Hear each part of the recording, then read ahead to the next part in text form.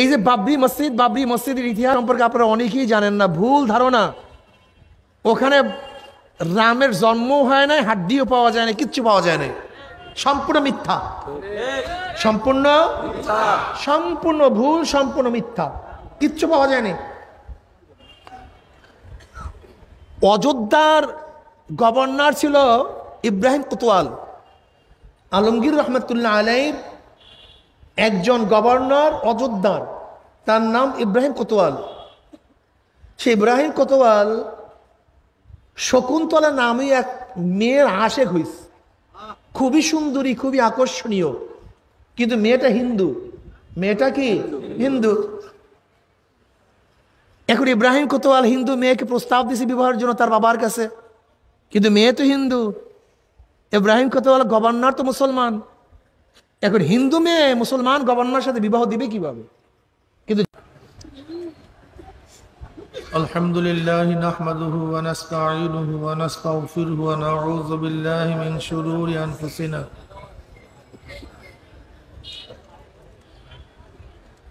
من يهد الله فلا مضل له ومن يضلله فلا هادي له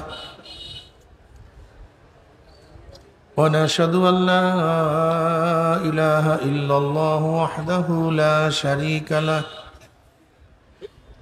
ونشهد أن محمدا عبده ورسوله أما بعد فأعوذ بالله من الشيطان الرجيم بسم الله الرحمن الرحيم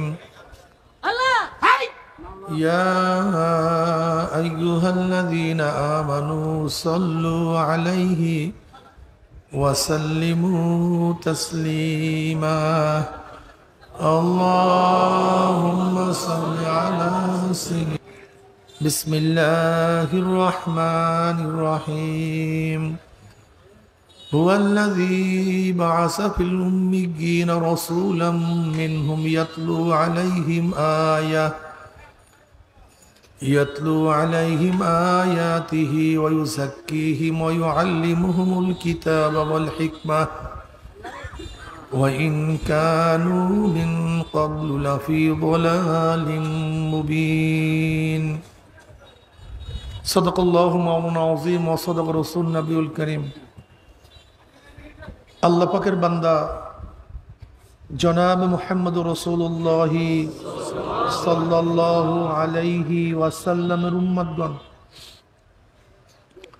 আল্লাহ পাক রব্বুল আলামিন আপনাকে আমাকে ফিতনা ফাসাদের জমানায় যখন তাম দুনিয়ার থেকে ইসলাম মুসলমানকে মিটিয়ে দেওয়ার ষড়যন্ত্র চলতেছে, তাম দুনিয়ার মধ্যে ইসলাম মুসলমান থাকবে কি থাকবে না এই প্রশ্নের সৃষ্টি হয়েছে। যে জমানায় মানুষ নেকের কাজ ছাড়তেছে, গুনার কাজ ধরতেছে,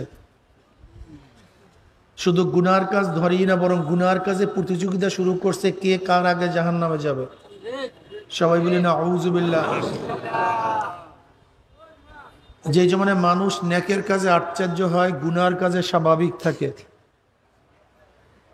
যে জমানায় মুসলমান ইসলামকে পছন্দ করে না বরং নামধারী মুসলমান ইসলামের সবচেয়ে বড় দুশ্মন হয়ে গেছে,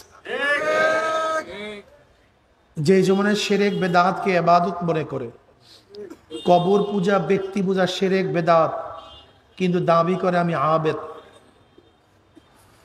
যেই জমানায় যা শিরক বেদাত না তাকে শিরক বেদাত মনে করে, যেরকম লা মুযহাবিরা ইমাম মানা মাযহাব মানাকে শিরক বেদাত মনে করে, অথচ এগুলি অনেক জরুরি বিষয়।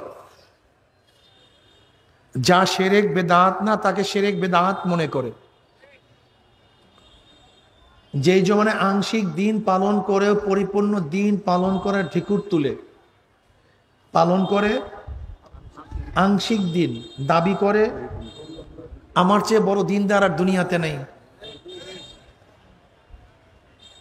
সেই মুহূর্তে আল্লাহ পাক রব্বুল আলামিন আপনাকে আমাকে কোরআন ও হাদিসের মজলিস, আলেম ওলামা, মুমিন, মুত্তাকিন, জাকিরিন শাকিরিনদের গুরুত্বপূর্ণ এক দামি মজলিসে আসার বসার বলা শোনার তৌফিক আল্লাহ পাক দান করছেন, শুকরিয়া তান সবাই বলে আলহামদুলিল্লাহ।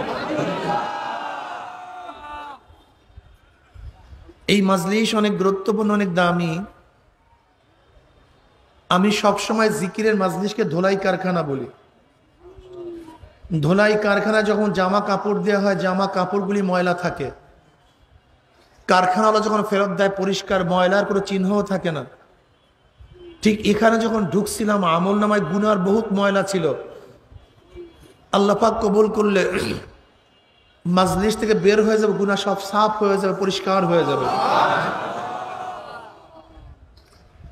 নবী আলাইহিস সালাতু ওয়াস সালাম হাদিসের মধ্যে ফরমান, মা মিন কওমিন ইসতামাউ ইয়াসকুরুল্লাহ তাআলা লা ইউরিদুনা বিযালিকা ইল্লা ওয়াজহাহু ইল্লা নাদাহুম মুনাদিম মিনাস সামাইয়ান কুমু মাগফুরাল লাকুম কদ বুদ্দিলাস সাইয়্যাতুম হাসানাত। যখন কোন সম্প্রদায় জিকিরের মাজলিসে বসিয়া যায়, জিকির শেষে যখন জাকির মাজলিস ছাড়তে থাকে, একদল আহ্বানকারী ফেরেশতারা আসমান থেকে ডাক দিয়ে বলে, জাকিরিন সুসংবাদ শোনো, আল্লাহ পাক তোমাদের গুনাহ খাতা মাফ করে দিস। শুধু মাফ করছে তাই নয়, তোমাদের সমস্ত গুনাহকে আল্লাহ পাক নেকের দ্বারা পরিবর্তন করে দিস। এই যে একবার সুবহানাল্লাহ পড়ছেন, পড়ার সাথে সাথে আমলনামায় 1000 নেকি লেখা হয়ে গেছে, 1000 গুনাহ ঝরে গেছে। ইন্নাল হাসানাত ইউযহিবনাস সাইয়্যাত। নেকি গুনাহকে এমন ভাবে মিটায়া দেয়, মনে হয় যেন এই ব্যক্তি কোনোদিন গুনাহই করে নাই। ইউযহিবনা শব্দের অর্থ হলো এমন ভাবে মিটানো, মনে হয় যেন সে কোনোদিন গুনাহই করে নাই। দেখেন, এই একবার সুবহানাল্লাহ পড়ার সাথে সাথে আমলনামায় 1000 নেকি লেখা হয়ে গেছে, 1000 গুনাহ ঝরে গেছে। অন্য রওয়ায়াতের মধ্যে আসছে, একবার সুবহানাল্লাহ পড়ার সাথে সাথে মিজানের অর্ধেক নেকি পূর্ণ হয়ে যায়। ইমাম বুখারী রাহমাতুল্লাহ আলাইহি তার কিতাব বুখারী শেষই করছেন, কালিমাতানে হাবিবাতানি ইলার রহমান খফিফাতানি আলাল লিসান সাকিলাতানি ফিল মিজান সুবহানাল্লাহি ওয়া বিহামদিহি সুবহানাল্লাহিল আযীম। দুইটা কালেমা আল্লাহর কাছে খুবই প্রিয়। কার কাছে? আল্লাহর কাছে। হ্যাঁ, আল্লাহর কাছে। হাবিবাতানে আই মাহবুবাতান ইলার রহমান আই ইন্না কাইলুহা মাহবুবুন লিল্লাহি তাআলা। হাবিবাতান ইলার রহমানের অর্থ হলো এই কালেমা দুইটা যারা পড়বে তারা আল্লাহর কাছে প্রিয় হয়ে যাবে। ইন্না কাইলুহা মাহবুবুন লিল্লাহি তাআলা। যারাই কালেমা পড়বে সুবহানাল্লাহ, আলহামদুলিল্লাহ, আল্লাহু আকবার, লা ইলাহা ইল্লাল্লাহ, তারা কার কাছে প্রিয় হয়ে যাবে? আল্লাহর কাছে প্রিয় হয়ে যাবে। আর যে আল্লাহর কাছে প্রিয় হয়ে যায়, আল্লাহুল মাওলা ফালাহুল কুল, তার কোনো টেনশন নেই। লা খাউফুন আলাইহিম ওয়া লা হুম ইয়াহজানুন আলা ইন্না আউলিয়া আল্লাহ লা খাউফুন আলাইহিম ওয়া লা হুম ইয়াহজানুন। যারা আল্লাহর ওলি, আল্লাহর বন্ধু, তাদের কোনো ভয় নাই, কোনো চিন্তা নাই, কোনো টেনশন নাই। লা খাউফুন আলাইহিম ওয়া লা হুম ইয়াহজানুন। আল্লাহ পাক এই কথা বলেন নাই, লা খাউফুন আলাইহিম ফিদ দুনিয়া ওয়া লা ইয়াহজানু ফিল আখিরা, এরকম কথা বলেন নাই। লা খাউফুন আলাইহিম ওয়া লা হুম ইয়াহজানুন মুতলাকান। দুনিয়াতেও টেনশন নাই, চিন্তা নাই, আখিরাতেও টেনশন নাই, চিন্তা নাই। বুঝাতে পারিনি? যারা আল্লাহর ওলি, আল্লাহর বন্ধু, দুনিয়াতেও ভয় নাই, চিন্তা নাই, আখিরাতেও, সবাই কথা বলেন, আখিরাতেও ভয় নাই। লাহুমুল বুশরা ফিল হায়াতিদ দুনিয়া ওয়া ফিল আখিরাহ। সুসংবাদ দুনিয়ার মধ্যে, আখিরাতের মধ্যে। দুনিয়াতেও সুসংবাদ, জোরে বলেন, আখিরাতেও সুসংবাদ। কাদের জন্য? আল্লাহর ওলিদের জন্য। মন কোথায় ভাই? বয়ানের দিকে খেয়াল করেন। আলা তাম্বি, আল্লাহ পাক রব্বুল আলামিন বয়ান করবেন, নসিহাত করবেন, সতর্ক আলাই, সতর্ক হও গোটা দুনিয়ার মানুষ, আমি বয়ান করবো এখন। সতর্ক হওয়ার জন্য বলছে। কে বলছে? হ্যাঁ শোনো গোটা দুনিয়ার মানুষ, যারা আমার বন্ধু, আমার ওলি, কার বন্ধু? লা খাউফুন আলাইহিম ওয়ালা হুম ইয়াহজানুন, তাদের উপরে কোনো ভয় নাই, কোনো চিন্তা নাই। লাহুমুল বুশরা ফিল হায়াতিদ দুনিয়া ফিল আখিরাহ, দুনিয়াতেও তাদের জন্য সুসংবাদ, আখিরাতেও তাদের জন্য কি সুসংবাদ। ওলি কারা? আলা ইন্না আউলিয়া আল্লাহ লা খাউফুন আলাইহিম ওয়ালা হুম ইয়াহজানুন আল্লাযীনা আমানু ওয়া কানু ইয়াত্তাকুন। ওলি কারা? যাদের মধ্যে দুইটা গুণ থাকে, দুইটা সিফাত থাকে। কয়টা গুণ? কয়টা? ঈমান ও তাকওয়া। বলেন হ্যাঁ, আবার বলেন। পিছনে সবাই বলেন নাই কিন্তু, সাইডে সবাই বলছেন তো। আল্লাহর ওলির মধ্যে কয়টা গুণ থাকে ভাই? ঈমান ও, এই দুইটা গুণ যার মধ্যে থাকবে, হ্যাঁ, যদি রিকশাওয়ালার মধ্যে থাকে সে আল্লাহর ওলি না। কথা বলে না কেন? ঠেলাওয়ালার মধ্যে থাকলে, কামারের মধ্যে, কুমারের মধ্যে, গরিবের মধ্যে, এই গরিব, যারা গরিব, একটু দরিদ্র অবস্থায় আছেন, আপনারা চিন্তিত কেন? এত প্রেশান কেন? আপনি কি জানেন গরিবের মর্যাদা কি? নবী আলাইহিস সালাতু ওয়াস সালাম ফরমান, মাওলা হে তুমি আমাকে দুনিয়ার মধ্যে গরিবের সাথে রাখিও, গরিবের সাথে মৃত্যু দিও, গরিবের সাথে হাসর নাসর করিও। কিয়ামতের ময়দানে গরিবদের মর্যাদা দেখিয়া বড়লোকরা আফসোস করবে, আরে আমি দুনিয়াতে ধনী হইলাম কেন, আমি যদি গরিব হইতাম। আফসোস করবে। আপনি কি জানেন আপনি কি পরিমাণের গরিব? আপনার চেয়ে নবীগণ, সাহাবারা অনেক অনেক বেশি গরিব ছিল, অনেক অনেক বেশি। এই এখানে যেই পরিমাণের গরিব আছেন, ফাতেমা রাদিয়াল্লাহু তাআলা আনহার চেয়ে বেশি গরিব একজন এখানে নেই। আলীউল মুর্তজা রাদিয়াল্লাহু তাআলা ফরমান, হে গোটা দুনিয়ার মানুষ, সরদার দো আলম জনাব মুহাম্মদ রাসূলুল্লাহ সাল্লাল্লাহু আলাইহি ওয়াসাল্লামের কলিজার টুকরা ফাতেমার ঘটনা শুনো। কার ঘটনা? সে তো পানির মস্ক টানতে টানতে কাঁধের মধ্যে রশির দাগ পলায় ফেলাইছে। এরকম কাঁধের মধ্যে পানির মস্ক টানতে টানতে কাঁধের মধ্যে রশির দাগ পড়িয়া গেছে।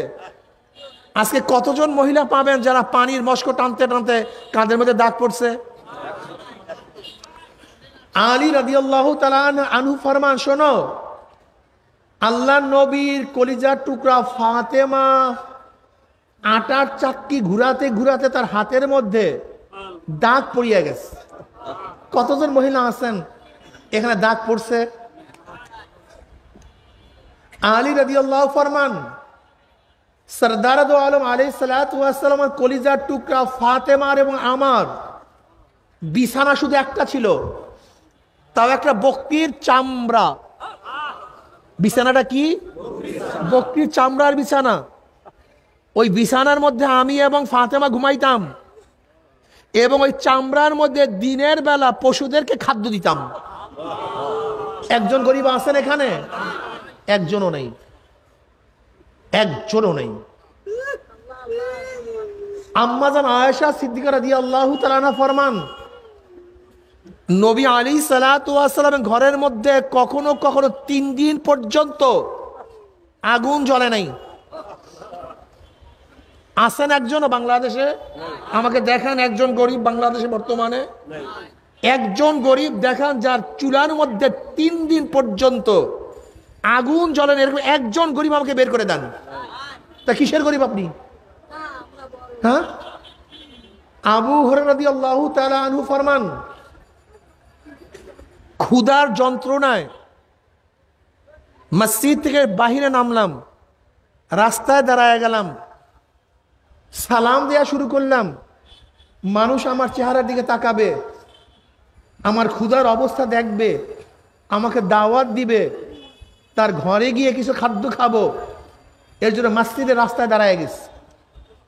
ওমর ইবনে খাত্তাব রাদিয়াল্লাহু তাআলা বের হইছেন, আমি তাকে সালাম দিলাম, তিনি সালামের জবাব দিলেন। আমি তাকে মাসআলা জিজ্ঞাসা করছি, মাসআলা জানার জন্য জিজ্ঞাসা করি নাই, মাসআলা জিজ্ঞাসা করার উদ্দেশ্য ছিল আমার সাথে সে কথা বলবে, কথোপকথনের মধ্যে সে আমার চেহারার দিকে তাকাবে, আমার অবস্থা লক্ষ্য করবে, আমার ক্ষুধার্ত অবস্থা জানবে, সে আমাকে দাওয়াত দিবে, তার ঘরে যাব, কিছু খাবো, এই আশায় মাসআলা জিজ্ঞাসা করতেছি। কিন্তু ওমর ইবনে খাত্তাব রাদিয়াল্লাহু তাআলা আনহু মাসআলার জবাব দিছেন, চলে গেছেন, আমাকে দাওয়াত দেন নাই। আমি বুঝতে পারছি তার ঘরের মধ্যে আমাকে খাওয়াবার মতো কিচ্ছু নেই।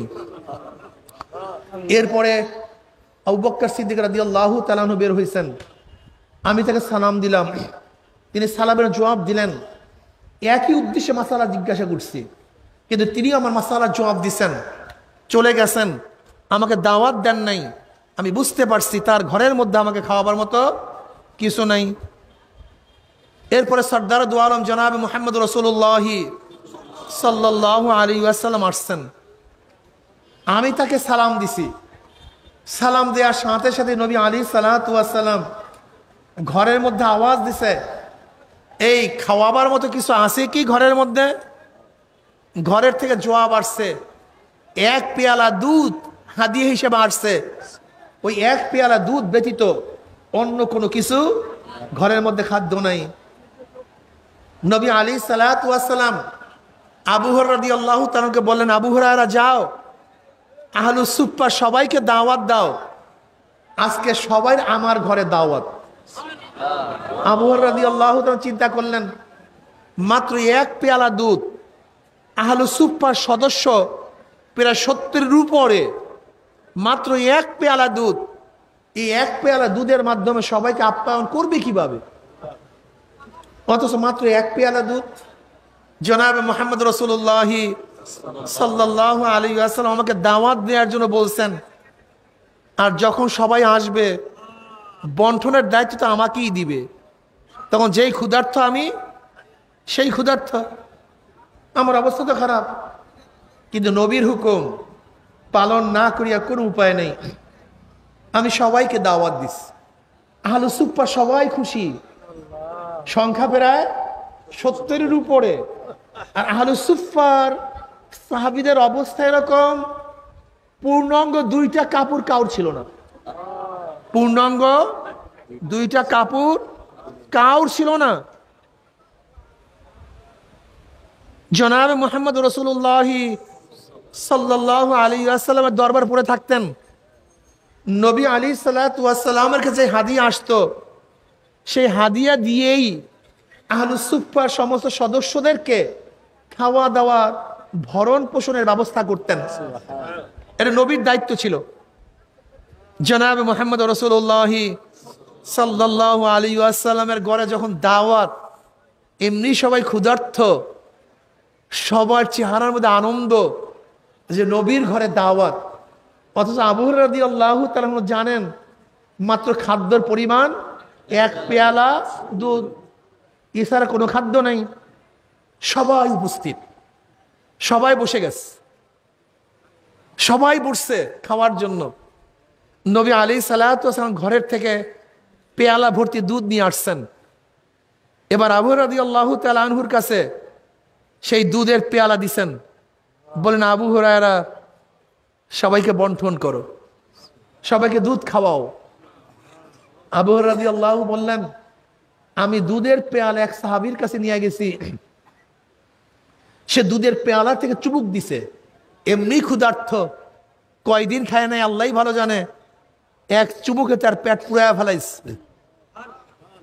এরপর দুধের পেয়ালা আমার কাছে ফেরত দিছে, কিন্তু ওই সত্তার কসম যার কুদরতি হাতের মধ্যে আমার জীবন, পেয়ালার থেকে এক ফোঁটা দুধ কমে নেই, এক ফোঁটাও না। এক পেয়ালা, এক ফোঁটা দুধও কমে নেই। এরপর আমি দ্বিতীয় ব্যক্তির কাছে নিয়ে গেছি, সে পেট পুড়ে সেখান থেকে পান করছে, আমার কাছে পেয়ালা ফেরত দিছে, কিন্তু এক ফোঁটা দুধও কমে নাই। এরকম আমি একজনের কাছে নিয়ে যাই, পান করে, আর একজনের কাছে নিয়ে যাই, পান করে, আর একজনের কাছে নিয়ে যাই, পান করে। এরকম করতে করতে প্রত্যেকটা সদস্যর কাছে আমি দুধ নিয়ে গেছি, সবাই একই পেয়ালার থেকে পেট পুড়াইয়া পান করছে, কিন্তু এক ফোঁটা দুধও কমে নাই। এরপরে জনাবে মুহাম্মদ রাসূলুল্লাহ সাল্লাল্লাহু আলাইহি ওয়াসাল্লামের কাছে আমি পেয়ালা ফেরত দিলাম, ইয়া নবী আল্লাহ পেয়ালা নেন। নবী আলাইহিস সালাতু ওয়াস সালাম তার হাতের মধ্যে পেয়ালা নিয়ে আমার কাছে পেয়ালা ফেরত দিয়ে বলে, আবু হুরায়রা পান করো, আবু হুরায়রা পান করো। এমনি ক্ষুধার্ত, এমন ভাবে পান করছে গোটা পেট ফুলাইয়া ফেলাইছে। আমি নবী আলাইহিস সালাতু ওয়াস সালামের কাছে দুধের পেয়ালা ফেরত দিলাম, নবী বললেন, আবু হুরায়রা আবারও পান করো। আমি বললাম, ইয়া নবী আল্লাহ, পেটে তো জায়গা নেই। বললেন, আবারও পান করো। আবারও আমি আবার দ্বিতীয়বার পান করলাম, পেয়ালা ফেরত দিলাম। নবী আলাইহিস সালাতু ওয়াস সালাম বলেন, আবু হুরায়রা না, আবারও পান করো। বুখারীর মধ্যে রওয়ায়াত আছে, আবু হুরায়রা রাদিয়াল্লাহু তাআলা বলেন, আমি দুধ পান করতে করতে আমার পেট উঁচা হয়ে গেছে, কিন্তু দুধ কমে নাই। এরপর আমি পান করার পরে নবী আলাইহিস সালাতু ওয়াস সালামের কাছে দুধের পেয়ালা ফেরত দিলাম। এরপর নবী আলাইহিস সালাতু ওয়াস সালাম দুধ পান করলেন। এত ক্ষুধার্ত একজন লোক কি বাংলাদেশে থাকে? আমাকে বলেন তো, তাহলে কিসের গরিব আপনারা? কিসের গরিব? হ্যাঁ, বলতে পারেন বড় লোকদের তুলনায় আমি গরিব, হাজার কোটি টাকার মালিকের তুলনায় আমি গরিব না। কিন্তু সাহাবায়ে কেরাম রিদওয়ানুল্লাহি তাআলা আজমাইন যেই পরিমাণে গরিব ছিলেন, আমি চ্যালেঞ্জ দিলাম, বাংলাদেশে সেই পরিমাণে গরিব একটাও নেই। অথচ তারা আল্লাহকে এক মুহূর্তের জন্য ভুলতেন না, আর আপনি আমি প্রতিদিন মাওলাকে ভুলিয়া যাই। এই গরিব অবস্থায় হাজারো লোভ লালসা ঈমানকে বিক্রি করতেন না, আর আমরা ঈমানকে বিক্রি করে দেই। শোনেন, তাদের মধ্যে আমাদের মধ্যে পার্থক্যটা কি? তাদের মধ্যে আমাদের মধ্যে পার্থক্যটা কি? এই কথাটা জীবনভর মনে রাখবেন। সাহাবায়ে কেরাম রিদওয়ানুল্লাহি তাআলা আজমাইন ঈমানের জন্য, ইসলামের জন্য, কিসের জন্য? সবাই বলেন, কিসের জন্য? ঘর ত্যাগ করছেন, জমি ত্যাগ করছেন, স্ত্রী ত্যাগ করছেন, স্বামী ত্যাগ করছেন, টাকা ত্যাগ করছেন, জীবন ত্যাগ করছেন, ক্ষমতা ত্যাগ করছেন। কিসের জন্য? ঈমানের জন্য। কিসের জন্য? সব কিছু। আর আমরা দুনিয়ার জন্য ঈমান এবং ইসলাম ত্যাগ করি, এই হলো পার্থক্য, আর কিছু পার্থক্য না। আমরা ঈমান এবং ইসলাম কিসের জন্য ত্যাগ করি? আর তারা ঈমান ও ইসলামের জন্য দুনিয়া, আর আমরা দুনিয়ার জন্য ইসলাম এবং ঈমান ত্যাগ করি, আর কোনো পার্থক্য নেই। আল্লাহ পাক কালামে পাকের মধ্যে ফরমান, আমিনু কামা আমানান নাস, আমিনু, ঈমান আনো, কামা আমানান নাস, যেইভাবে লোকেরা। এই লোকেরা কারা? নাসের আগে আলিফ লাম মাহাদে খারিজি, মাহুদে খারেজ। আমিনু কামা আমানাস সাহাবা, যেইভাবে সাহাবারা ঈমান আনছে সেইভাবে ঈমান আনো। যাদের ঈমানের সাথে সাহাবাদের ঈমানের মিল আছে, ওই ঈমান আল্লাহর কাছে কবুল হবে। আর যাদের ঈমানের সাথে সাহাবাদের ঈমানের মিল নাই, ওই ঈমান আল্লাহর সাথে আল্লাহর কাছে কবুল হবে না। সাধনা করতে হবে। কি করতে হবে? সাধক হন। ওলি হওয়ার জন্য কয়টা জিনিস লাগবে না বলছিলাম? কি কি? ঈমান ও, এই ঈমান ও তাকওয়া যদি বাদশার মধ্যে থাকে, জিন্দা পীর আলমগীর রহমাতুল্লাহ আলাইহি, যাকে আওরঙ্গজেব বলা হয়, জিন্দা পীর আলমগীর রহমাতুল্লাহ আলাইহি বাদশাহ শাহজাহানের 4 সন্তানের একজন সন্তান, দারা মুরাদ সুজা এবং আওরঙ্গজেব। এই আওরঙ্গজেব আলমগীর রহমাতুল্লাহ আলাইহি 50 বছরের জন্য পাক ভারত উপমহাদেশের সম্রাট ছিলেন। কয় বছর? কোন এলাকার? এই গোটা ভারত উপমহাদেশের সম্রাট ছিলেন 50 বছর। তোমার আমার এই ভূখণ্ড বাংলাদেশের নয়, এই সুরি এলাকা নয়, গোটা পাক উপমহাদেশের। কিন্তু তার চরিত্র কি ছিল, আখলাক কি ছিল? তার ওস্তাদ, তার পীর মোল্লা জিয়াউর রহমতুল্লাহ আলাইহি ইন্তেকালের পূর্ব মুহূর্তে ঘোষণা দিছেন, আমার জানাজার নামাজের ইমামতি ওই ব্যক্তি করবে যার আসরের আগের 4 রাকাত নফল নামাজ কাজা হয় নাই। কোন নামাজ? আসরের আগে 4 রাকাত নফল নামাজ। আজকে বাংলাদেশের তো গোটা দুনিয়ার মধ্যে একজন পীর পাবেন, আমি তো প্রথম সরে নাই, আমি তো প্রথম সরে নাই। আসরের আগে 4 রাকাত নফল নামাজ কয়জন মুক্তি পাবেন যাদের জীবনে নামাজ কাজা হয় না? কয়জন মুহাদ্দিস পাবেন যাদের জীবনে নামাজ কাজা নাই? কয়জন পীর পাবেন 1 বছরের মধ্যে নামাজ কাজা নাই? কয়জন পীর মুরিদ পাইবেন? কয়জন মুহাদ্দিস মুফতি পাবেন 1 মাসের মধ্যে তাকবীরুল্লাহ ছোটে নাই, মাসবুক হয় নাই? কয়জন? আরে ভাই, সাহাবারা আমাদেরকে দেখলে তো কাফের বলতেন, সাহাবারা আমাদেরকে দেখলে ডাইরেক্ট কাফের বলতেন, আর আমরা তাদেরকে দেখলে আমরা ডাইরেক্ট পাগল বলতাম। এগুলো সবগুলি পাগলের দল। না খাইয়া আছে, খাদ্য নাই, বস্ত্র নাই, বাড়ি নাই, ঘর নাই, টাকা নাই, পয়সা নাই, সারাদিন ইবাদত, আমরা পাগল বলতাম।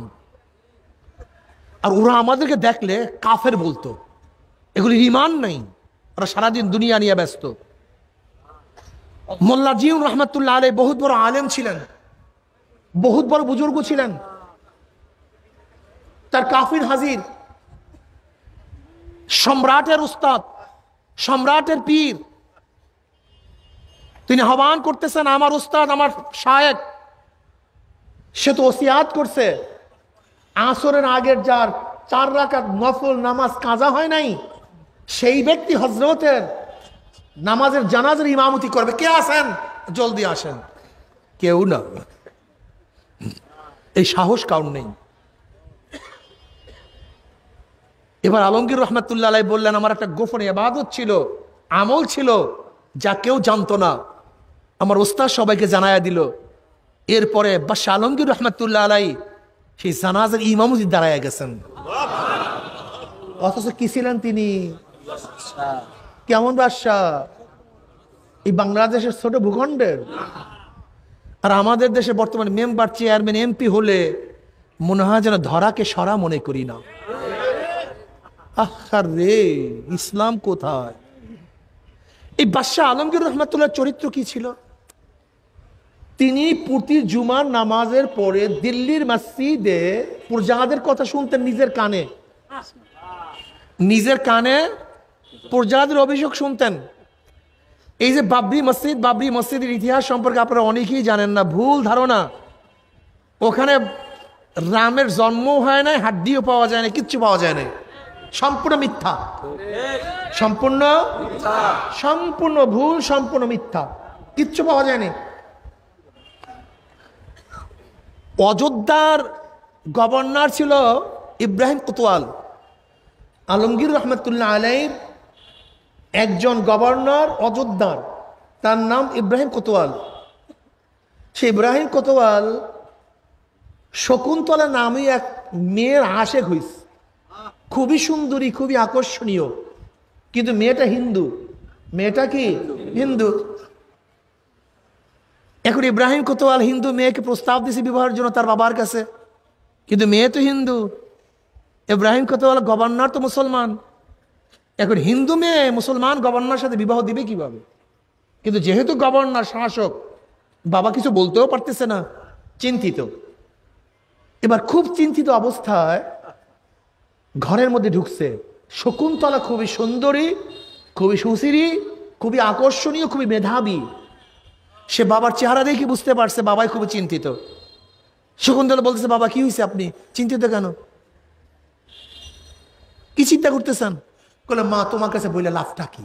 বলে বলুন না কি হয়েছে। তোমার কাছে বইলে লাভটা কি? বাবা মার কাছে মেয়ের কাছে বলতে পারতেছে না, মেয়ে দুঃখ পাবে, কষ্ট পাবে এর জন্য। বলে বলুন না কি হয়েছে। বলে মা এই এলাকার গভর্নর তো তোমার বিবাহের প্রস্তাব দিছে, কিন্তু আমি তার সাথে তোমাকে বিবাহ দেবো কিভাবে? শকুন্তলা বলছে কোনো টেনশন করবেন না, আমি ব্যবস্থা নিতে আসি, আপনি চুপ থাকেন। আমার জন্য একটা তেজরফতা ঘোড়া নিয়ে আসেন এবং পুরুষের পোশাক নিয়ে আসেন। কিসের পোশাক? পুরুষের পোশাক নিয়ে আসেন। শকুন্তলা জানতো বাদশাহ আলমগীর রহমাতুল্লাহ আলাই প্রতিদিন জুমার পরে সমস্ত জনগণের অভিযোগ শুনেন, সবাই কাতারে দাঁড়ায়া যায় আর এই হযরত আলমগীর রহমাতুল্লাহ মাঝখান থেকে হাঁটেন, অভিযোগ শুনেন। এবার শকুন্তলাও পুরুষের পোশাক পরে নিকাব লাগায়া সেই পুরুষের কাতারের মধ্যে দাঁড়ায় গেছে। আলমগীর রহমতুল্লাহ আলী অভিযোগ শোনেন। যখন শকুন্তলার কাছে আসছে, তিনি চেহারার দিকে তাকাই বুঝতে পারছেন এটা পুরুষ না, এটা মহিলা। এটা কি? এটা পুরুষ না, এটা মহিলা। তিনি চক্ষুকে নিচের দিকে নিলেন, পকেটের থেকে রুমাল বের করলেন, হাতের মধ্যে লাগাইলেন। এবার শকুন্তলার থেকে চিঠি গ্রহণ করলেন। পইরাই দেখতেছেন সমস্ত ঘটনা। ইব্রাহিম কোতোয়াল তাকে প্রস্তাব দিছে, হিন্দুর মেয়ে কিভাবে বিবাহ বসবে। আলমগীর রহমতুল্লাহ সবাই অভিযোগ শোনার পরে ঘোড়ার উপরে চড়ে অযোধ্যার দিকে রওনা করছেন। সেখানে দৌড় গিয়া সাক্ষী প্রমাণের ভিত্তিতে প্রমাণিত হয়েছে ঘটনা সত্য। আলমগীর রহমতুল্লাহ আলাই ঘোষণা দিলেন, যেহেতু মুসলমান গভর্নর, সে ইনসাফ ঠিক রাখতে পারে নাই, জুলুম করছে, ওকে হত্যা করে দাও। ঘোড়ার পিছনে বেঁধে, হাতির সাথে বেঁধে কারবার শেষ করছে। এরপর শকুন্তলার বাসায় গিয়ে আলমগীর রহমতুল্লাহ আলাই এক গ্লাস পানি পান করছেন, আমাকে এক গ্লাস পানি দাও। জায়নামাজ বিছাইছেন, 2 রাকাত শুকর নামাজ পড়ছেন। শকুন্তলার বাবা বলতেছেন, আপনি এত পিপাসা কেন? আপনার জিব্রা, আপনার সমস্ত জিনিস শুকায় গেছে কেন?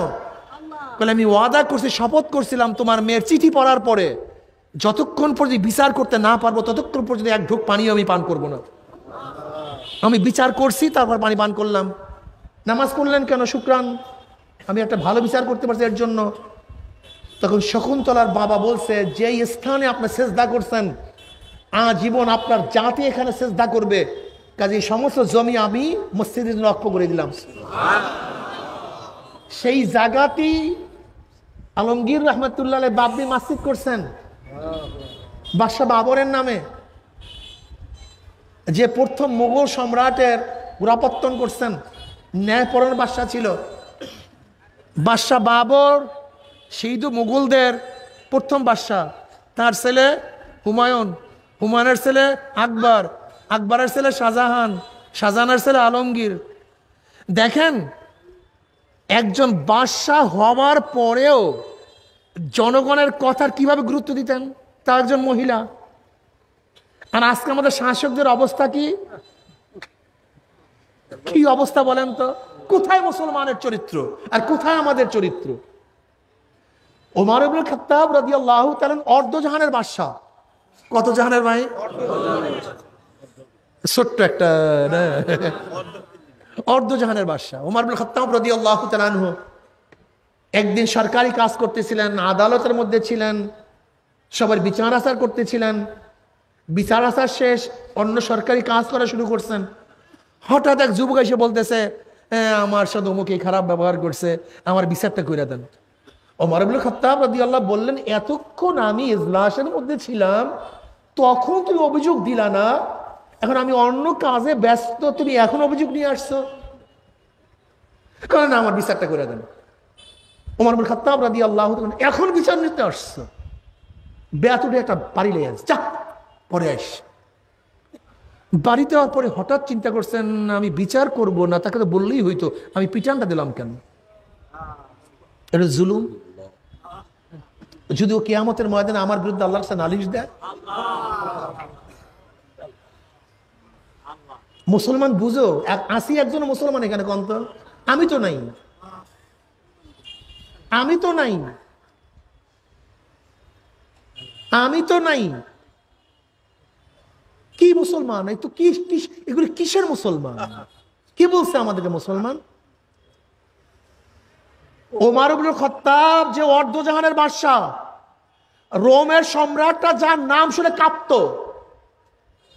শয়তান যাকে দেখলে রাস্তা ছাড়িয়া পালাইয়া যেত, শয়তান ইবলিস, যে ওমরকে রাস্তা দেখলে রাস্তা ছাড়িয়া পালাইয়া যাইতো। একদিন শয়তান ঢুকবে, নবী আলাইহিস সালাতু ওয়াস সালাম দেখতেছে শয়তান ঢুকতে পারতেছে না। নবী, কিরে তুই ইবলিস ঢুকতে পারে না? কেন? ওই যে ওমর দাঁড়ায় আছে, ভয় লাগে। এই হলো ওমর, যে ওমর ইবনে খাত্তাব রাদিয়াল্লাহু তাআলা আনহু যেই দিকে সৈন্য প্রেরণ করছেন সেই দিকেই বিজয় অর্জন করছে। তামাম নবীদের পরে মর্যাদার দিক থেকে দ্বিতীয় স্থান অধিকার করছেন। যার অনুকূলে কোরআনের বহুত আয়াত নাজেল হয়ে গেছে, যার অনুকূলে কোরআনের বহুত আয়াত নাজেল হয়েছে। বুখারীর মধ্যে রওয়ায়াত আছে, নবী আলাইহিস সালাতু ওয়াস সালাম বলেন, ওমর বোঝেও ঠিক বলেও ঠিক। ওমর বোঝার মধ্যে গলত নেই, যা বোঝে ঠিক এবং যা বলে তাও ঠিক। এই ওমর ইবনে খাত্তাব রাদিয়াল্লাহু তাআলা সাধারণ মানুষকে বেতের আঘাত করার পরে তার মনের মধ্যে চিন্তা শুরু হয়ে গেছে, আমি বাড়িটা দিলাম কেন? একজনকে পাঠাই, যাও তাকে ডাইকে নিয়ে আস, তাকে ডাইকে নিয়ে আস। এবার ওমর ইবনে খাত্তাব রাদিয়াল্লাহু তাআলা তার পিঠের উপর থেকে কাপড় ফালাইয়া দিস, তার হাতে ব্যাট দিছে, বলে তুমি আমার পেটের মধ্যে আমার পিঠের মধ্যে ব্যাট লাগাইয়া দাও।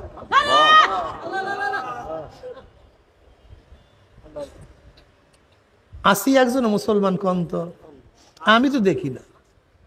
দেখেন আগেকার জমানার মুসলমানদেরকে দেখা মানুষ ইসলাম গ্রহণ করত, আর আমাদেরকে দেখা মানুষ ইসলাম থেকে ভাগে। এগুলি যদি মুসলমান হয় তাই ইসলামের দরকার নেই, এইগুলো যদি মুসলমান হয় তাই সেই ইসলামের মধ্যে দরকার নেই। অথচ তারা সম্রাট, কিন্তু আল্লাহর ওলি। আল্লাহর কাছে যখন যা বলতেন আল্লাহ পাক তাই কবুল করতেন। এই উমর কে? নীল নদীর মধ্যে জোয়ার হয় না, গভর্নর বলছে এখানে রসম হলো এই যে একজন সুন্দরী মেয়েকে জবাই দিবে, নদীর মধ্যে রক্ত দিবে, তারপর জোয়ার হবে। কিন্তু এটা মুসলমানের জন্য তো সম্ভব না, শিরক। কিন্তু যদি পানিও না আসে, গোটা বিশ্বরের মানুষ মারা যাবে, খাদ্য নাই, বাঁচবে কিভাবে? চিঠি লিখছেন ওমর ইবনে খাত্তাব রাদিয়াল্লাহু তাআলার কাছে। ওমর ইবনে খাত্তাব রাদিয়াল্লাহু তাআলা পানির কাছে চিঠি লিখছে, পানি যদি আল্লাহর হুকুমে জারি হও জারি হও, আর আল্লাহর হুকুমে যদি জারি না হও তো জারি হওয়ার প্রয়োজন নেই। চিঠি পানির মধ্যে ফেকতে দেরি, জোয়ার হইতে তৈরি হয় নাই।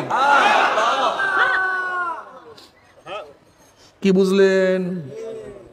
একদিন মদিনার মধ্যে ভূমিকম্প, ওমর ব্যাট দিয়া বাড়ি মারছে মাটির মধ্যে, থাম মাটি, অমনি ভূমিকম্প শেষ। সারিয়া রাদিয়াল্লাহু তাআলা আনহু সিরিয়ার মধ্যে যুদ্ধ করতেছিলেন, ওমর ইবনে খাত্তাব রাদিয়াল্লাহু মদিনার মধ্যে খুতবা দিতেছিলেন।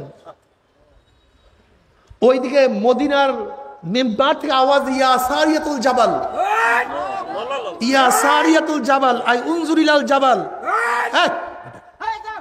এ সারিয়া পাহাড়ের দিকে তাকাও, এ সারিয়া পাহাড়ের দিকে তাকাও, ইয়া সারিয়াতুল জাবাল।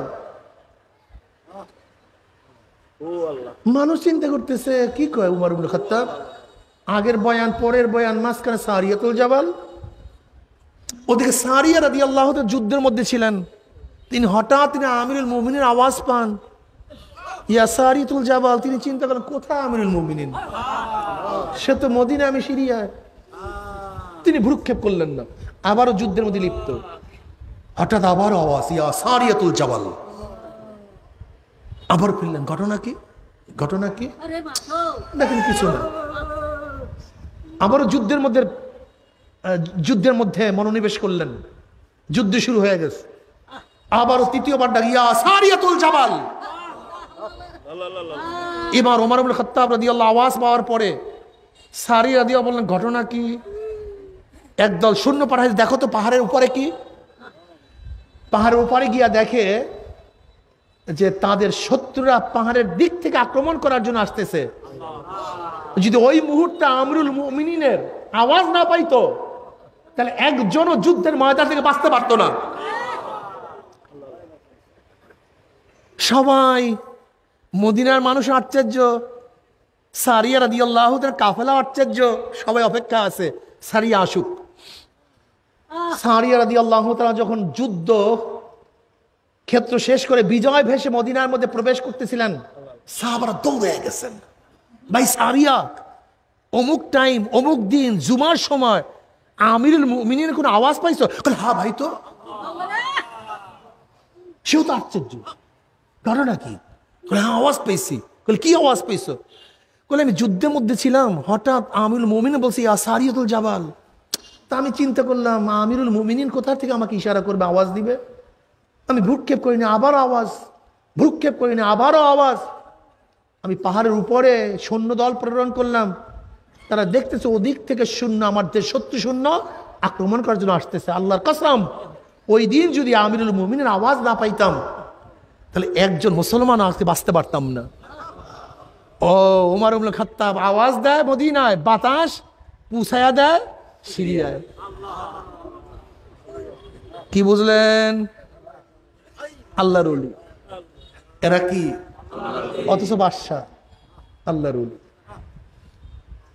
আপনি কি জানেন দিল্লির জামে মসজিদ কার নির্দেশে হয়েছে?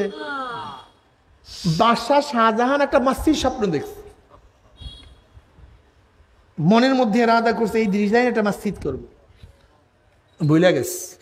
আর্কিটেক্ট ইঞ্জিনিয়ার ডাকছে, আর্কিটেক্ট ইঞ্জিনিয়ার আসো, আমি একটা মসজিদ স্বপ্নে দেখছি, সেই অনুযায়ী মসজিদ করবো। বলে ডিজাইন বলেন, বলে ভুলে গেছি। বলে আমি কিভাবে বলবো? যদি আপনি ডিজাইন বলতে না পারেন তাহলে আমি কিভাবে ডিজাইন করব? বলে ভুলে গেছি তো, বলবো কিভাবে? বলে আমার কাজ না, আধ্যাত্মিক লোকের, আধ্যাত্মিক লাইনের লোক ডাকেন, এটা তারা পারবে। ওই জমানার সবচেয়ে বড় বুজুর্গ ডাকছেন কে? বাদশাহ শাহজাহান। দিল্লির জামে মসজিদ করছেন বাদশাহ শাহজাহান, ডাকস। আল্লাহর ওলিরা তো তাদের কারামতকে গোপন করে, আর আমরা খালি কারামত না থাকলেও প্রকাশ করি।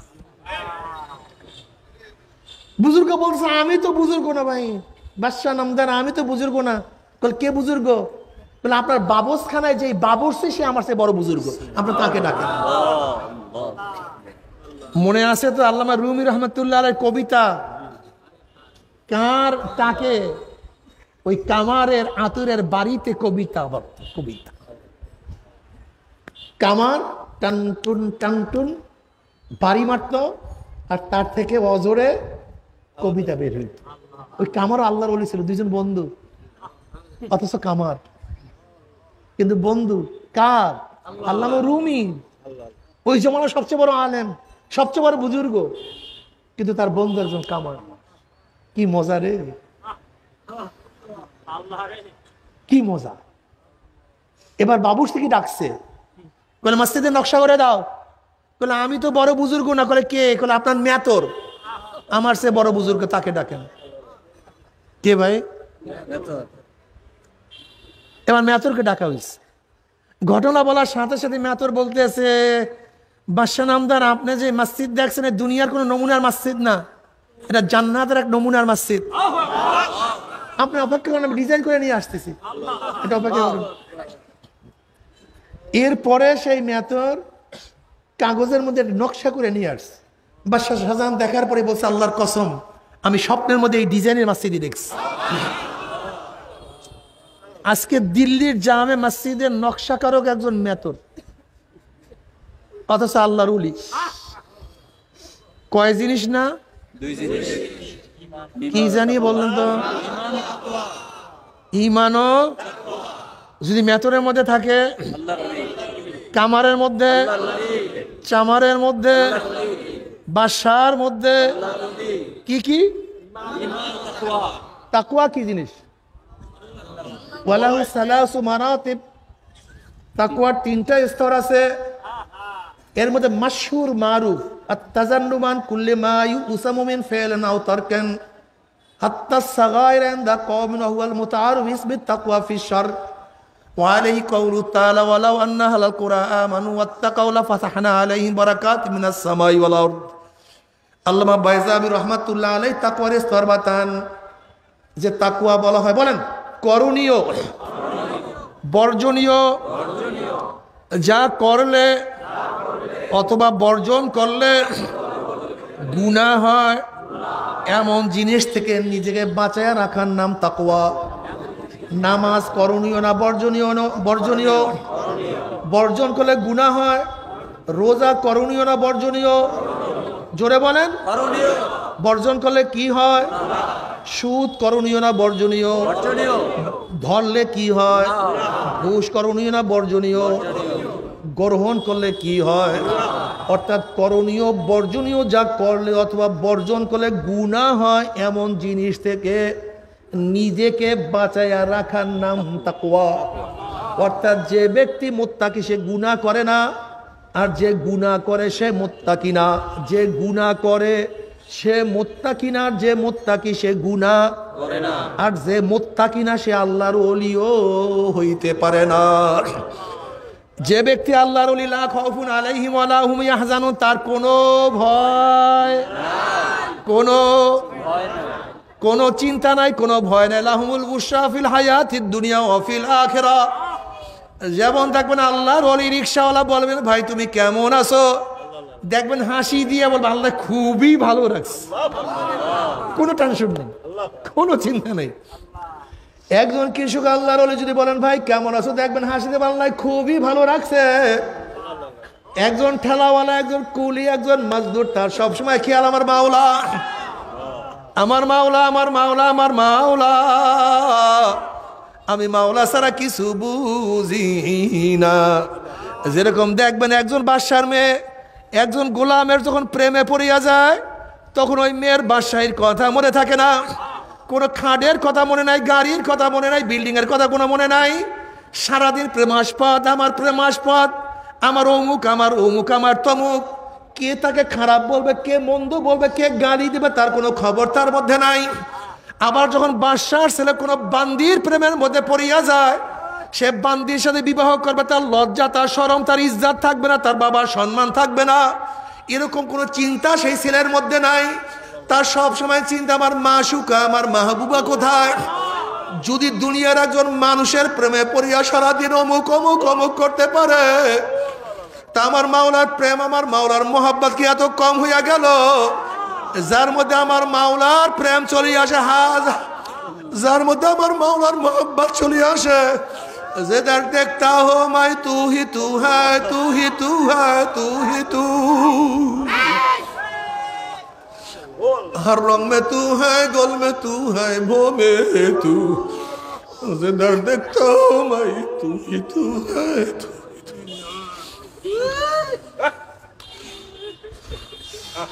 যেদিকে থেকে আমার মাওলা,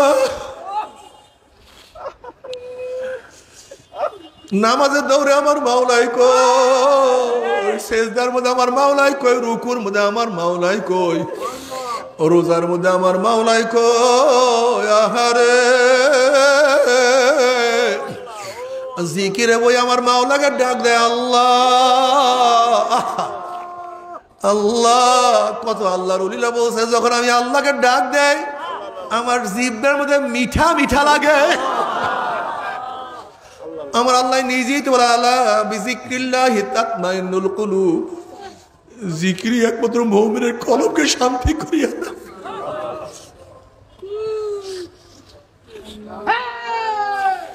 জিক্রুল মুহাব্বতি ইয়া মাওলায়া ইয়াসকারানি ওয়া হাল রাআইতা মুহিব্বান গায়রা সাকরানি।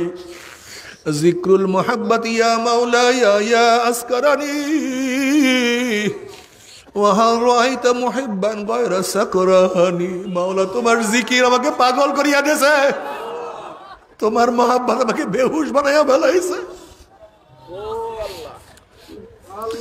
আর তুমি দেখবা যার মধ্যে মাওলার, যার মধ্যে ইশক এবং মহব্বত চলে আসে তাকে তো পাগল পাগল ছাড়া দেখবা না। ওয়াহাল রাআইতা মুহিব্বান গায়রা সাকরান, কোন আশিক মাতাল হওয়া ছাড়া আশিক হইতে পারে না।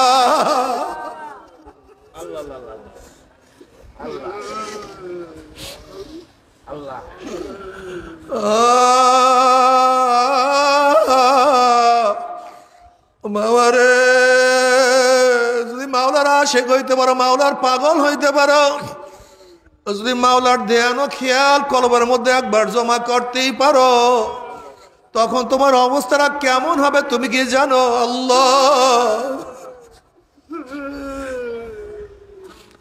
তখন দেখবেন নামাজ ছাড়া ভালো লাগে না, রোজা ছাড়া ভালো লাগে, সুন্নাহ ছাড়া ভালো লাগে না। তুমি এমন মাওলার পাগল হয়ে যাবে, আল্লাহ তুমি কবুল করে।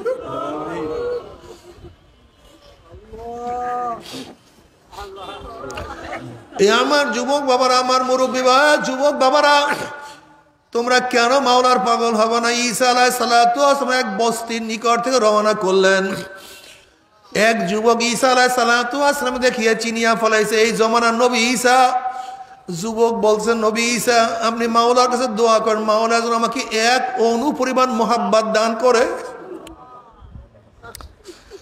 ঈসা আলাইহিস সালাতু ওয়াস সালাম বললেন, তুমি এক অণু পরিমাণ মাওলার মোহাব্বত সহ্য করতে পারবা না। এবার যুবক বলতেছে, তাহলে মাওলার কাছে দোয়া করেন, মাওলা যেন আমাকে অর্ধ অণু পরিমাণ মোহাব্বত দান করে।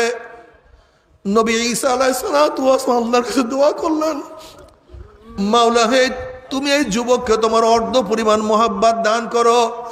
এই দোয়া করিয়া ঈসা আলাইহিস সালাতু ওয়াস সালাম সেখান থেকে চলিয়া গেলেন। অনেক দিন পরে সেই বস্তির কাছ থেকে যাওয়ার সময় ঈসা আলাইহিস সালাতু ওয়াস সালামের মনের মধ্যে আগ্রহ সৃষ্টি হয়েছে যে এই যুবকের জন্য মাওলা পাকের অর্ধ অণু মোহাব্বত দোয়া করছিলাম, সেই যুবকের অবস্থাটাকে আমি তার সাথে মোলাকাত করতে চাই। গ্রামের সবার কাছে জিজ্ঞাসা করছে সেই যুবকটা কই। গ্রামের সবাই বলো সেই যুবক তো অনেক আগেই ঘর ছাড়িয়া চলিয়া গেছে, কোথায় আছে জানি না। অনেক খোঁজাখুঁজি করার পরে পায় না। এবার মাওলার কাছে দোয়া করলে, মাওলা হে আমি সেই যুবকটার সাথে সাক্ষাৎ করতে চাই। আল্লাহ পাক বলেন, যাও অমুক পাহাড়ের মধ্যে সেই যুবক আছে। ঈসা আলাইহিস সালাতু ওয়াস সালাম সেই পাহাড়ে গিয়া দেখলেন যুবক একটা পাথরের উপরে দাঁড়ায়া,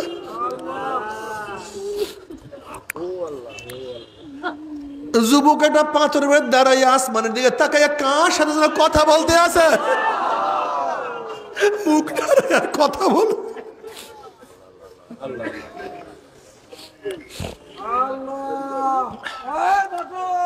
ঈসা আলাইহিস সালাতু ওয়াস সালাম, আসসালামু আলাইকুম আমি ঈসা, আসসালামু আলাইকুম আমি ঈসা। কিন্তু যুবক তার সালামের কোনো জবাব নিলেন না। আবারও যুবককে সালাম দিছে, আসসালামু আলাইকুম আমি ঈসা। যুবক কোনো সালামের জবাব দিলেন না। যুবক তার কাজেই ব্যস্ত, সে যেন কার সাথে কথা বলতে আছে কোনো হুঁশ নাই। এবার আবারও সালাম দিছে, আসসালামু আলাইকুম আমি ঈসা। এবার আমার মাওলার ডাক দিয়া বলে, ও ঈসা, যার কলবের মধ্যে আমার অর্ধ পরিমাণ মোহাব্বত ঢুকছে স্বামী বাহিরে অন্য কাউকে চিনতে পারে না, অন্য কাউর পরিচয় তার মধ্যে जिधर देखता हो भाई तू ही तू है, तू ही तू है, तू ही तू। এ আমার যুবক বাবারা, কত যুবকরা আমার মাওলার পাগল। ও মুরব্বী বাবারা, কত মুরব্বী আমার মাওলার পাগল। তুমি কেন মাওলার পাগল হবে না? এ আমার মা বোনেরা, তুমি কি দেখো না কত মহিলার আমার মাওলার পাগল।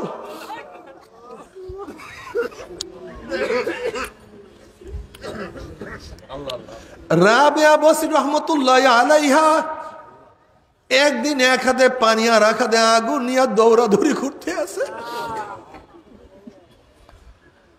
একজনে প্রশ্ন করছে, ও রাবেয়া তুই পানি এবং আগুন নিয়ে কোথায় দৌড় দাও? রাবেয়া বসরি রহমতুল্লাহ আলাইহা বলতে আছেন, আমি এই পানি দিয়া মাওলার জাহান্নামকে নিভাইয়া দেব, দেখবো ভিতুর দলেরা কোন ভয়ে মাওলার ইবাদত করে। আর আমি আগুন দিয়া মাওলার জান্নাতকে জ্বালায়া দেব, দেখবো লুবির দলেরা কোন আশায় কোন লোভে মাওলার ইবাদত করে। ওরা তো আমার মাওলার প্রেমে পড়িয়া মাওলার ইবাদত করে না। এ আমার যুবক বাবারা, মহিলারা, ও পর্দারা মা বোনেরা, যদি মাওলার প্রেম নিয়া মাওলার মোহাম্মত নিয়া গুনাহ খাতা মাফ করাইয়া মাওলার কবরে যাইতেই পারো, আমার মাওলার কবরটাকে জান্নাতের বাগিচা বানাইয়া দেবে। তুমি কি দেখো নাই কত আল্লাহর ওলিদের মাওলার লাশের সাথে কত সুন্দর ব্যবহার করছে? তাদের লাশ পর্যন্ত মাটি পচাইতে পারে না।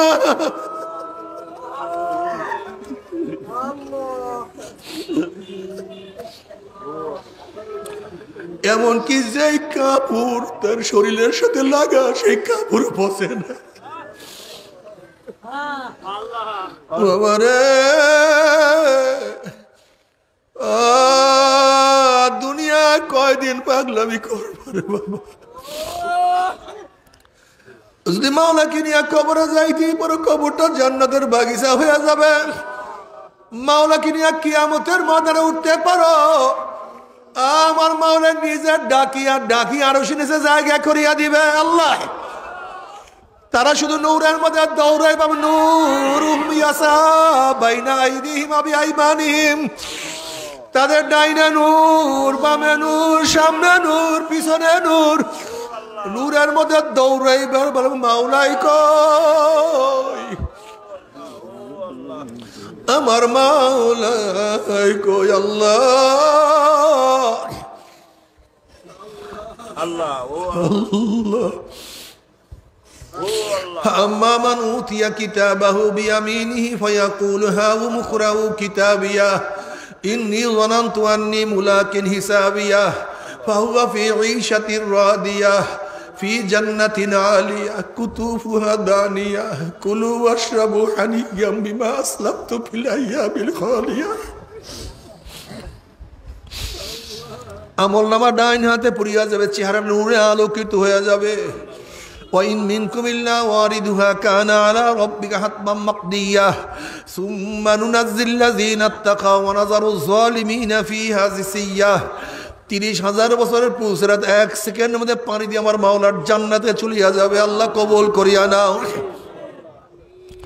জান্নাতের মধ্যে মাওলার, জান্নাতের মধ্যে মাওলার দিদারের মধ্যে মত্ত হইয়া থাকবে। আল্লাহ কবুল করিয়া নাও। কি যে মজা! মাওলার তরফ থেকে সালামুন কাওলাম মির রাব্বির রহিম, শুধু শান্তি আর শান্তি আর শান্তি। আল্লাহ কবুল করিয়া নিও, তোমার ওলি হিসেবে কবুল করিয়া। কিন্তু আমার বেনমাজি বাবারও, যুবক বাবারও, পর্দালা মা বোনেরা, আল্লাহ না করুক, আল্লাহ না করুক, আল্লাহ না করুক, যদি তওবা না করিয়া মাওলার কবরে যাও, কবর তো আর কবর থাকবে না। কোন নাফরমানের কবরের দুই পাশের মাটি এত জোরে চাপ মারবে, চাপের সরে এক পাঁজরে হাঁটি আর এক পাঁজরে লাগাইয়া ফেলাইবা। আল্লাহ সবাইকে মাফ করিয়া দাও। কোন নাফরমানের কবরটা জাহান্নামের কুয়া হইয়া যাবে। আল্লাহ তুমি আমাদের সবাইকে মাফ করিয়া দাও, সবাইকে ক্ষমা করিয়া দাও। বাবারে, আযাবুল কবরে হক, কোন কবরে আযাব সত্য, কোনো সন্দেহ নাই। এমন কোন হাদিসের কিতাব নাই যে হাদিসের কিতাবের কবরের আযাবের বয়ান নাই রে বাবা। আমার দাদা জান রহমাতুল্লাহ তার কিতাবের মধ্যে সত্য কত ঘটনা নিয়ে আসছেন। দাদা জান রহমাতুল্লাহ তার কিতাবের মধ্যে একটা ঘটনা বয়ান করে। তার বেয়াই আব্দুল কাদের ফরাজি সাহেব দাদাজানকে বলতেছে, হুজুর বেয়াই হিসেবে একটা আজীব ঘটনা শুনেন। ঢাকার ম্যাক্স ফ্যাক্টরি মালিক, বহুত বড় লোক, সারাদিন টাকা পয়সা নিয়ে ব্যস্ত থাকুন, নামাজ রোজার কাছেও যাইতো না। সেই ব্যক্তি মারা যাওয়ার পরে তাকে দাফন কাফন করে আমরা সবাই চলে আসলাম। তার বড় ছেলে বলতে আছে, আমার 1000 টাকার একটা চেক পড়িয়া গেছে, এই মাত্র দাফন করলাম, চেকটাকে নষ্ট করিয়া কি লাভ।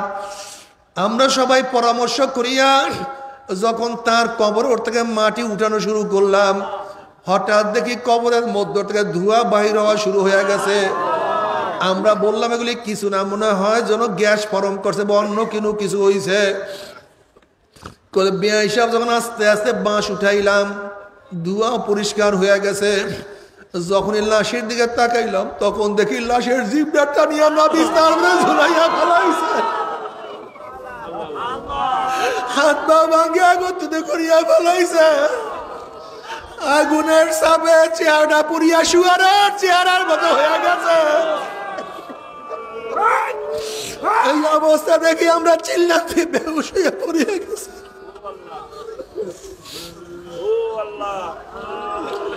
15-20 দিনের মধ্যে ঠিক মতো খানা পিনা করতে পারেন আমার বাবারা। ও মুসলমান মোমেনের সন্তানরা, ও হিন্দু বৌদ্ধ খ্রিস্টানের সন্তানেরা, কি নিয়ে রওনা করছে, কোথায় রওনা করছে? আল্লাহ তুমি আমাদের সবাইকে মাফ করিয়া দাও। এই কবরের মধ্যে হাজার হাজার বছর থাকতে হবে। এরপরে কিয়ামতের ময়দানের কথা আল্লাহ পাক কালামে পাকের মধ্যে ফরমান, ইউরাফুল মুজরিমুনা বিসিমাহুম ফায়ুখাযু বিন-নাওয়াসি ওয়াল আকদাম। যেরকম বিজ্ঞ ডাক্তারের কাছে রোগী যাওয়ার সাথে সাথে চেহারা দেখলেই, রোগীর চেহারা দেখলেই ডাক্তার বলতে পারে কোন রোগের জান রোগীর মধ্যে ঢুকছে, ঠিক কিয়ামতের ময়দানে গুনাহগারের চেহারা দেখলেই ফেরেশতারা বলতে পারবে কোন ধরনের গুনাহ করিয়া নাফরমান কিয়ামতের ময়দানে আসছে। এই আয়াতের তাফসীরে বহু ধরনের চেহারার কথা বয়ান করা হয়েছে। যারা দুনিয়ার মধ্যে হিংসা সাত করবে তাদের চেহারা কিয়ামতের ময়দানে কুত্তার সুরাত হইয়া যাবে। আল্লাহ তুমি মাফ করিয়া দাও। যারা দুনিয়ার মধ্যে হারাম খাবে, হারাম খোরের চেহারা কিয়ামতের ময়দানে শুয়ারের সুরাত হইয়া যাবে। আল্লাহ মাফ করিয়া দাও। যারা দুনিয়ার মধ্যে নামাজ পড়বে না, বেনমাজির চেহারা কিয়ামতের ময়দানে আল কাঁত্তার মতো কালো হইয়া যাবে। আল্লাহ সবাইকে নামাজ পড়ার তৌফিক দিয়া দাও। জেনাকার মহিলাদের চক্ষু দুটা পুরুষের শরম গার মতো হইয়া যাবে। জেনাকার মহিলাদের চক্ষু দুটা পুরুষের শরম গার মতো হইয়া যাবে। জেনাকার মহিলাদের পেটের মধ্যে একটা আগুনের বাচ্চা হবে। বাচ্চা আস্তে আস্তে বড় হইতে থাকবে, কি যে ব্যথা! বাচ্চা প্রসব হবে না, ব্যথাও সহ্য করতে পারবে না। বাচ্চা শুধু মাথা বাইর হবে, ওই মাথার মধ্যে জাহান্নামের শিকল লাগাইয়া হাজার হাজার হাজার বছর টানতে থাকবে, কিন্তু বাচ্চার প্রসব হবে না। আল্লাহ আল্লাহ তুমি আমাদের সবাইকে মাফ করিয়া দাও। আজকে আমাদের পলিসি কি? আজকে স্কুল কলেজে বাচ্চাদেরকে জেনাকার বানাবার চক্রান্ত চলতে আছে। নাচানাচি, ড্যান্স, গান শিক্ষা দিয়া আমার মা বোনদের চরিত্র নষ্ট করার চক্রান্ত চলতে আছে। নাস্তিক কিভাবে বানাবে সেই প্ল্যান চলতে আছে। আল্লাহ আমাদের সবাইকে মাফ করিয়া দাও, আমাদের সবাইকে ক্ষমা করিয়া দাও। وأما من أوتي كتابه بشماله فيقول يا ليتني لم أوت كتابيا ولم أدري ما حسابيا يا ليتها كانت القاضية ما أغنى عني ماليا هلك عني سلطانيا خذوه فغلوه ثم الجحيم صلوه ثم في سلسلة ذرعها 70 ذراعا فاسلكوه। যাদের আমলনামা বাম হাতে পড়িয়া যাবে, বাম হাতটা সিনা ফারিয়া পিছনে চলিয়া যাবে, বলবে আফসোস আমি আমার আমলনামা না পাইতাম। এত নামাজ কাজার গুনাহ, এত রোজা সারার গুনাহ, এত বেপরদা সেনার গুনাহ, এত সুদ ঘুষের গুনাহ, এত মিথ্যা তোহমাতের গুনাহ যদি আমি আমার আমলনামা না পাইতাম, যদি কিয়ামতের ময়দানে হিসাবের সম্মুখীন আমাকে না হওয়া হইতো, যদি কবর আমার শেষ ঠিকানা হইয়া যাইতো, কোথায় আমার মাল, কোথায় আমার জমি, কোথায় আমার টাকা, কোথায় আমার পয়সা, কোথায় আমার ক্ষমতা, কোথায় আমার চেয়ারম্যানি, কোথায় আমার এমপিগিরি, কোথায় আমার মিনিস্টারগিরি, কোথায় আমার পীরগিরি, কোথায় আমার সভাপতি সেক্রেটারিগিরি, ক্ষমতা তো কোনোই কাজে লাগলো না। নাফরমান আফসোস করবে, হাত চাপাইতে থাকবে। আল্লাহ পাক বলবে খুজুহু ফাগুল্লুহু, এই ফেরেশতার নাফরমানকে ধর, ওকে শিকল দিয়া বান্ধিয়া ফেলো। এই কথা বলার সাথে সাথে একদল ফেরেশতারা 70 গজ আগুনের শিকল দিয়া নাফরমানকে প্যাঁচ দিয়া ফেলাইবে। এরপরে যেরকম কুকুরের পার মধ্যে শিকল লাগাইয়া, রশি লাগাইয়া টানতে টানতে কুয়ার মধ্যে ফেলাইয়া দেয়, এইভাবে জাহান্নামের হাত পার মধ্যে জাহান্নামের শিকল লাগাইয়া টানতে টানতে মিনওয়ার ই জাহান্নাম ধাম ধাম করে জাহান্নামে নিক্ষেপ করতে থাকবে। যখন জাহান্নামে নিক্ষেপ করে 70 বছর পর্যন্ত, 1 বছর, 2 বছর, 5 বছর, 10 বছর নয়, 70 বছর পর্যন্ত জাহান্নামে যাইতেই থাকবে, যাইতেই থাকবে, যাইতেই থাকবে। আল্লাহ তুমি আমাদের সবাইকে মাফ করিয়া দাও। তবে মুমিন মুসলমান বলতে সবাইরই মনে চায় গুনার থেকে ফিরিয়া নেক আমল করিয়া মাওলার জান্নাত কিন্তু সবাইরই যাইতে মনে চায়। গুনাহ নিয়ে মাওলার জাহান্নামে কাউরি কিন্তু যাইতে মনে চায় না। কিন্তু কেনই বা আমরা নেক আমল করতে পারি না, কেনই বা গুনার কাম ছাড়তে পারি না? এর মূল কারণ হলো আপনার এবং আমার পিছনে নফস এবং শয়তান লাগিয়া রইছে। এই নফস এবং শয়তান থেকে ফেরার জন্য যে কোনো একজন হক্কানি আল্লাহর ওলির হাতে হাত দিতে হবে রে বাবা। খবরদার, বর্তমান জমানায় পীর মুরিদের নামে ভেজাল, ব্যবসা, দলাদলি, হিংসা, হাসাদে পরিণত হয়ে গেছে। সমস্ত আল্লাহর ওলির একমত যেই পীরের 5 জন মুরিদের মধ্যে কম পক্ষে 3 জনকে দেখবেন আলহামদুলিল্লাহ সুন্নাত মুতাবিক আমল আখলাক মজবুত হয়ে যাইতে আছে, গুনার কাম ছাড়তে আছে, নেকের আমল ধরতে আছে, কলব নরম হইয়া চোখে পানি আসতে আছে। বিরিক্ষতর নাম কি, ফলে পরিচয়। আমি চরমোনাই বুঝি না, চরমনের দাওয়াত প্রশংসা প্রচার প্রসার করার জন্য আসি রে বাবা। চরমনায় যাওয়ার তোমার কোনো দরকার নাই, কোনো দরকার নাই, কোনো দরকার নাই। তুমি যার কাছে গিয়া পারো গুনার কাম ছাড়ো, নেকের আমল ধরো, কলব নরম করিয়া চোখে পানি নিয়া মাওলার কবরে যাইও। যেরকম দুনিয়ার ঘরে আগুন লাগলে পানি ছাড়া নিবানো যায় না, ঠিক তদ্রুপ তোমার এবং আমার গুনার দ্বারা যেই জাহান্নামের আগুন জ্বলিয়া রয়েছে, চোখের পানি ও সারা কিন্তু জাহান্নামের আগুন নিবানো সম্ভব না। কাজী বাবা আমার জন্য দোয়া চাই, আমিও দোয়া করি।